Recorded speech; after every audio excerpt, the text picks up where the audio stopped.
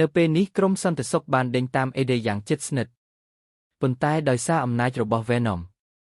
គាត់អាចកម្ចាត់សន្តិសុខទាំងអស់បានយ៉ាងងាយស្រួលអេឌីខ្លួនឯងក៏ភ្ញាក់ផ្អើលដែរព្រោះមិននឹកស្មានថាខ្លួនមានកម្លាំងខ្លាំងដល់ថ្នាក់នេះគាត់ទាត់ទ្វារដែកបើកចេញហើយរត់គេចតាមច្រកផ្លូវរនាំងដែកនៅខាងមុខមិនអាចរារាំងគាត់បានទេគាត់រត់ចូលព្រៃខណៈដែលគ្រាប់កាំភ្លើងពីក្រោយត្រូវបានគេចផុតទាំងអស់សូម្បីតែដើមឈើធំមួយក៏ត្រូវគាត់បុកបាក់ដែរទោះដួលទៅលើដីគាត់ក៏ក្រោកឡើងរត់បន្តភ្លាមនៅពេលអ្នកដេញតាមចិត្តមកដល់អេឌីស្រាប់តែបាត់ខ្លួនតាមពិតគាត់បានលោតឡើងលើដើមឈើមុនពេលពួកគេមកដល់ហើយគេចខ្លួនបានដោយជោគជ័យបន្ទាប់ពីត្រឡប់មកផ្ទះអេឌីមានអារម្មណ៍ឃ្លានខ្លាំងមិនធម្មតាគាត់បើកទូទឹកកកយកស្រាបៀរអាហារសម្រន់និងសូម្បីតែសាច់មាន់បំពងដែលផុតកំណត់ក្នុងធុងសម្រាប់មកញ៉ាំភ្នែករបស់គាត់ចាប់ផ្ដើមប្រែប្រួលចម្លែកមិនយូរប៉ុន្មានគាត់មានអារម្មណ៍ឈឺពោះយ៉ាងខ្លាំងតាមពិតស៊ីមប៊ីយ៉ូតក្នុងខ្លួនគាត់កំពុងបដិសេធអាហារធម្មតាប៉ុន្តែអេឌីមិនទាន់ដឹងរឿងនេះទេពេលចូលបន្ទប់ទឹកគាត់ស្រាប់តែឃើញមុខដ៏ចម្លែកមួយលេចឡើងក្នុងកញ្ចក់ធ្វើឲ្យគាត់ភ័យខ្លាចរហូតដួលសន្លប់ក្រោយមកអេឌីទៅជួបអែនដោយសារឃ្លានខ្លាំងគាត់រត់ទៅចាប់អាហារញ៉ាំយ៉ាងគ្មានការគ្រប់គ្រងអែនព្យាយាមឃាត់គាត់ប៉ុន្តែមិនបានសម្រេចបន្ទាប់មកអេឌីសម្លឹងមើលមិត្តប្រុសថ្មីរបស់អែនពីក្បាលដល់ចុងជើងរួចរុញគាត់ចេញមួយអន្លើអាកប្បកិរិយាចម្លែកនេះធ្វើឲ្យមនុស្សគ្រប់គ្នាសម្លឹងមកគាត់ភ្លាមនោះអេឌីស្រែកថាក្តៅណាស់រួចឡើងទៅអង្គុយក្នុងអាងចិញ្ចឹមត្រីដើម្បីបន្ថយកម្ដៅប៉ុន្តែវាមិនទាន់ចប់ទេគាត់ថែមទាំងចាប់បង្កងរស់ក្នុងអាងមកខាំញ៉ាំទៀតផងធ្វើឲ្យមនុស្សនៅទីនោះភ្ញាក់ផ្អើលយ៉ាងខ្លាំងជាសំណាងល្អមិត្តប្រុសថ្មីរបស់អេងគឺជាវេជ្ជបណ្ឌិតគាត់បាននាំអេឌីទៅគ្លីនិកដើម្បីពិនិត្យនៅពេលម៉ាស៊ីនស្កេនចាប់ផ្ដើមដំណើរការអេឌីស្រាប់តែមានប្រតិកម្មខុសប្រក្រតី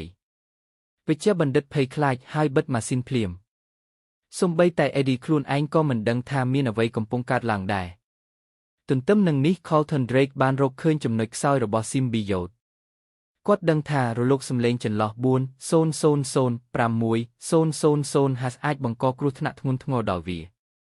ហើយបើរាងកាយម្ចាស់មិនរឹងមាំគ្រប់គ្រាន់ Symbiote នឹងស៊ីសរីរាង្គម្ចាស់រហូតដល់ស្លាប់ពេលត្រឡប់មកផ្ទះអេឌីបានទទួលទូរស័ព្ទពីអែនដែលបារម្ភពីសុខភាពរបស់គាត់នាងសង្ស័យថាមានអ្វីម្យ៉ាងនៅក្នុងខ្លួនគាត់ប៉ុន្តែក្នុងអំឡុងពេលនិយាយទូរស័ព្ទអេឌីបានរៀបសំឡេងចម្លែកនៅក្នុងក្បាលរហូតភ័យស្លន់ស្លោនិងបិទទូរស័ព្ទពេលនោះអ្នកជិតខាងបើកតន្ត្រីរកខ្លាំងអេឌីដែលកំពុងមិនស្រួលបានទៅគោះទ្វារសុំឲ្យបន្ថយសំឡេងប៉ុន្តែអ្នកជិតខាងមិនខ្វល់ឡើយអេឌីខឹងយ៉ាងខ្លាំងរហូតធ្វើឲ្យអ្នកជិតខាងភ័យស្លន់ស្លោនៅពេលជាមួយគ្នា Drake បានពិនិត្យកាមេរ៉ាសុវត្ថិភាពហើយដឹងថា Dora បានលួច Symbiote គាត់ធ្វើពុតជាសួរនាងដោយស្ងប់ស្ងាត់រហូតដឹងថាវាស្ថិតនៅជាមួយអេឌីភ្លាមនោះទឹកមុខរបស់គាត់ប្រែប្រួលហើយមុនចាក់ចេញពីមន្ទីរពិសោធន៍គាត់បានដោះលែង Symbiote មួយទៀត Dora ក៏ក្លាយជាជនរងគ្រោះនៃការពិសោធន៍មិនយូរប៉ុន្មានក្រុមកាំភ្លើងរបស់ Drake បានមកដល់ផ្ទះអេឌីដំបូងអេឌីលើកដៃចុះចាញ់ប៉ុន្តែ Venom ដែលនៅក្នុងខ្លួនគាត់មិនពេញចិត្តនឹងការចុះចាញ់នោះទេហើយបង្ខំឲ្យគាត់ទម្លាក់ដៃចុះនៅពេលក្រុមប្រដាប់អាវុធបាញ់មកលើអេឌីវាបានធ្វើឲ្យ Venom ផ្ទុះកំហឹងក្នុងពេលតែមួយវាបានបញ្ចេញអំណាចកម្ចាត់អ្នកវាយប្រហារទាំងអស់យ៉ាងងាយស្រួលអ្នកដែលនៅសល់ព្យាយាមរដៃប៉ុន្តែ Venom បានបង្កើតកណ្ដាប់ដៃដ៏ធំមួយហើយវាបញ្ចប់ការប្រយុទ្ធត្រឹមមួយដៃប៉ុណ្ណោះអេឌីសួរដោយភ្ញាក់ផ្អើល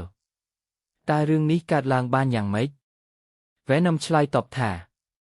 ខ្ញុំមិនមែនជាប៉ារ៉ាស៊ីតទេយើងគឺជាដៃគូ